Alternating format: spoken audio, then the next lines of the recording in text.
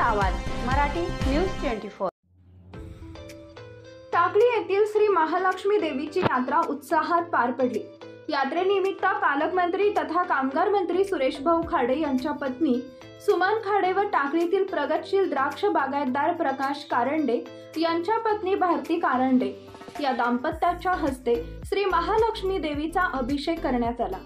टाकळी येथे दिनांक 29 व 30 रोजी यात्रा कमिटीचे अध्यक्ष विनोद कारंडे, उपाध्यक्ष निलेश पाटील, अमोल कोरे, अरुण गडकरी, संजय पाटील, महावीर पाटील, सचिन पाटील, सुनील पाटील, राजकुमार पाटील, राकेश लोंडके, चंद्रकांत इटनाळ यांच्या मार्गदर्शनाखाली धनगरी ढोल स्पर्धा, म्हैस पळवणे, संगीत खुर्ची, रांगोळी स्पर्धा, धावण्याच्या स्पर्धेसह मनोरंजनात्मक कार्यक्रमाचे आयोजन करण्यात आले होते। यात्रेनिमित्त पालकमंत्री तथा कामगार मंत्री सुरेश भाऊ खाडे यांच्या पत्नी सुमन खाडे व टाकळीतील प्रगतशील द्राक्ष बागायतदार प्रकाश कारंडे यांच्या पत्नी भारती कारंडे या दाम्पत्याच्या हस्ते श्री महालक्ष्मी देवीचा अभिषेक करण्यात आला। यावेळी टाकळी येथील ग्रामस्थ मोठ्या संख्येने उपस्थित होते।